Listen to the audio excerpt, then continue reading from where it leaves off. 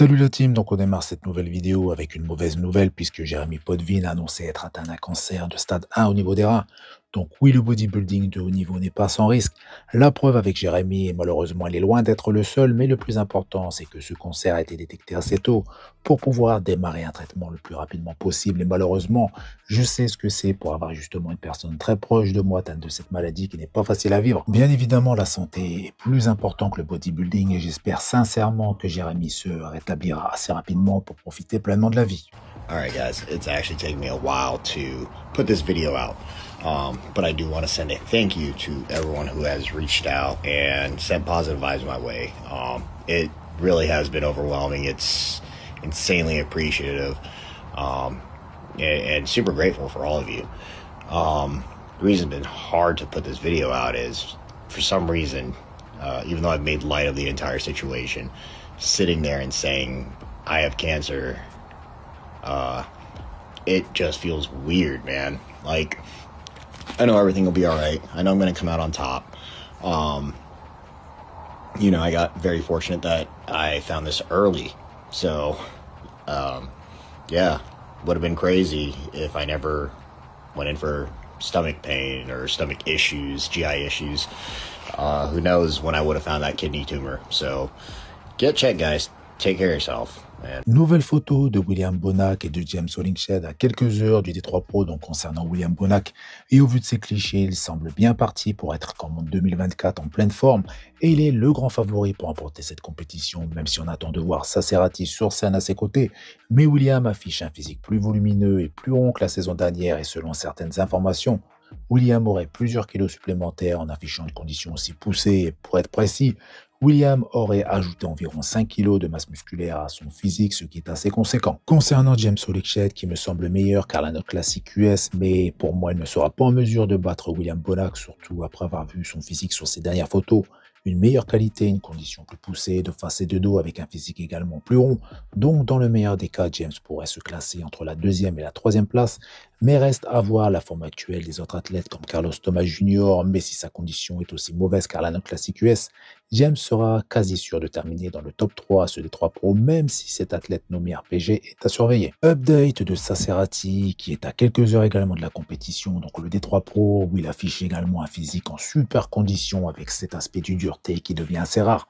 Son physique est également très détaillé avec de belles séparations, également une belle qualité musculaire, donc son physique sera sans doute assez impressionnant sur scène après avoir effectué justement la recharge, qui a dû justement débuter depuis quelques heures, mais Williams semble quand même être au top de sa forme, mais ça annonce justement un beau duel. Update de Good Vito à une semaine de l'Arnold Classic Brésil, et sur ces deux photos que vous allez voir dans quelques secondes, Good Vito semble plus rempli et plus rond que sur sa dernière vidéo que vous pouvez retrouver sur ma chaîne.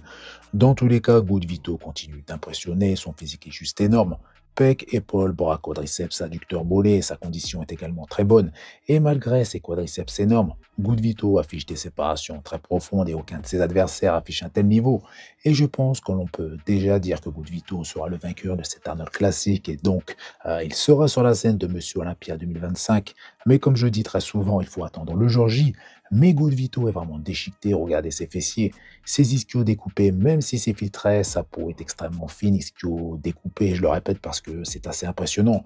Et tout comme Derek, Good Vito est au top de sa forme, même si la saison dernière il l'était déjà, mais cette saison il affiche un physique plus volumineux, avec la condition qui pourra être légèrement plus poussée après la Peak Week, et j'espère qu'après sa victoire à la Classic Brésil, Good Vito participera réellement au Pittsburgh Pro, et qu'il remportera également cette compétition pour une seule chose, relancer la hype pour Monsieur Olympia 2025, car depuis quelques temps, le top 3 se compose des mêmes athlètes et j'aimerais justement voir de nouveaux visages. On enchaîne avec des updates des athlètes classiques physiques et on démarre avec José Manuel, donc athlète classique physique espagnol qui s'est classé 6e à Monsieur Olympia 2024.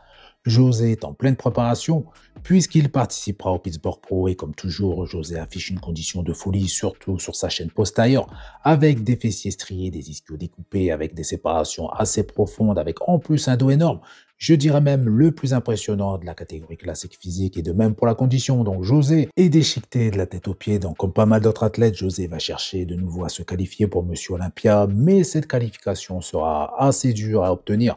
Au vu du très probable top 2 à ce Pittsburgh Pro, et je parle bien évidemment de Terence Ruffin et de Mike Summerfield, et José a beau afficher un physique assez impressionnant, il n'est pas aussi complet que Terence et Mike.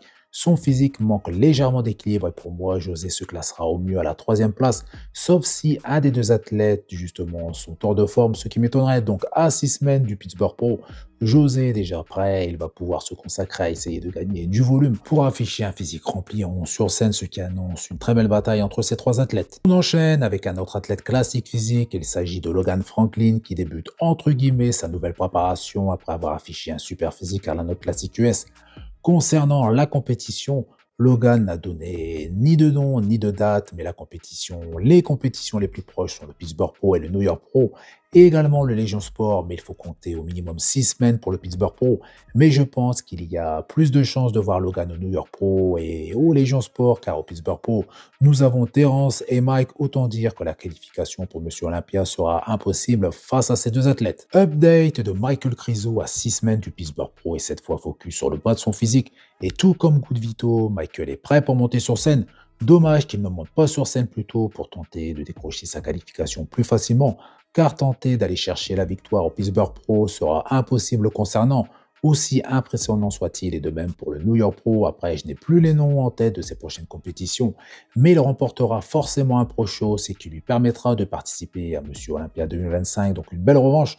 Après une saison 2024 stoppée à cause d'une blessure, mais Krizo a su revenir encore meilleur, ce qui n'est pas donné à tout le monde, et à chaque update, Michael apparaît plus volumineux et en meilleures conditions, donc si lui envie, lui en prenait, on pourrait le voir sur scène avant le Pittsburgh Pro. Update de Wesley Withers qui d'après ses dires participera à sa dernière compétition face à Matt Gregou et le voici justement en vidéo, donc le physique qu'il affiche ici à 3 jours de la compétition.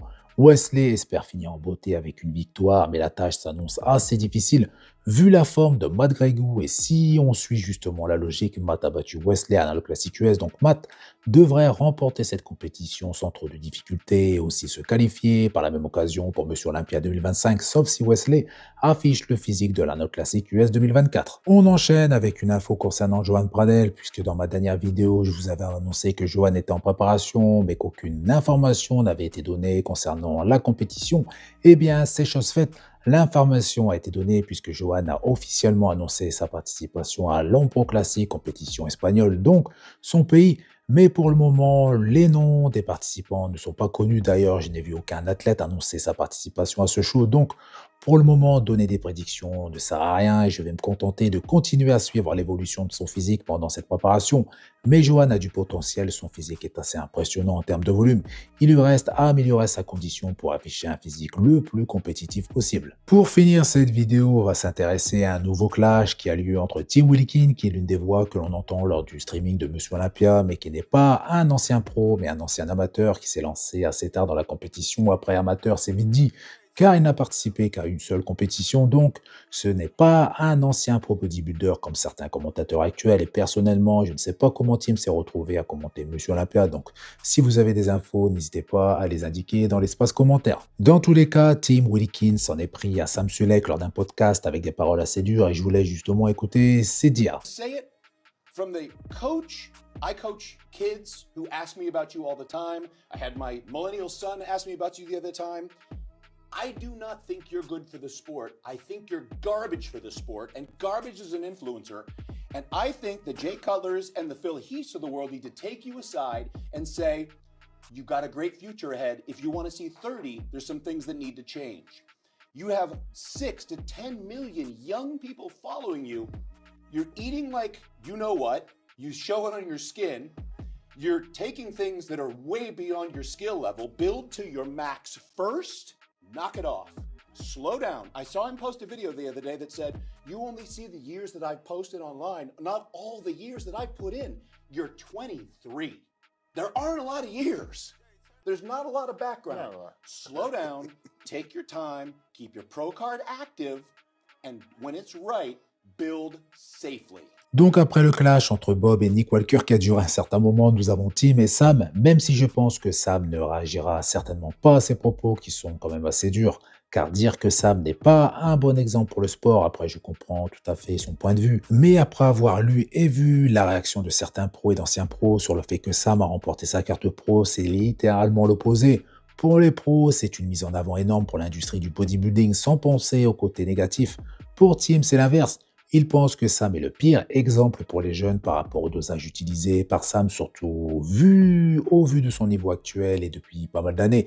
Il pointe également du doigt la qualité de sa peau et son alimentation assez catastrophique dans certaines de ses vidéos. Donc, prise de position assez surprenante, surtout pour une personne dans le monde du bodybuilding professionnel.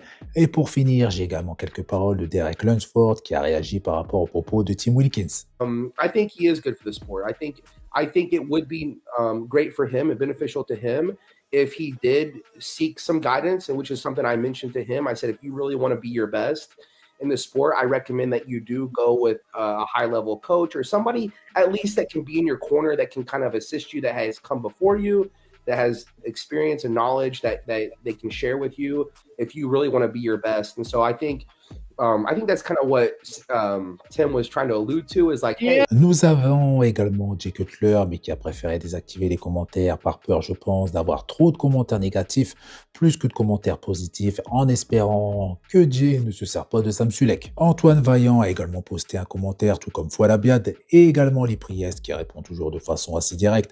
Je vous laisse lire son commentaire. En gros, ces deux personnes ne sont pas légitimes pour donner le moindre avis, et sur ce point, je suis assez d'accord. Et Tim aurait pu et dû donner son avis d'une façon différente, de façon posée, en donnant justement de bons conseils à Sam au lieu d'essayer de le rabaisser. Donc voilà, c'est tout pour cette vidéo. Donc je compte sur vous pour faire péter les pouces bleus, ça fait plaisir. Vous pensez également à vous abonner pour ne pas rater mes prochaines vidéos. Et je compte également sur vous pour partager un maximum cette vidéo, pour faire connaître la chaîne à un maximum de personnes qui est justement fan du bodybuilding. Et je vous dis à bientôt pour une prochaine vidéo.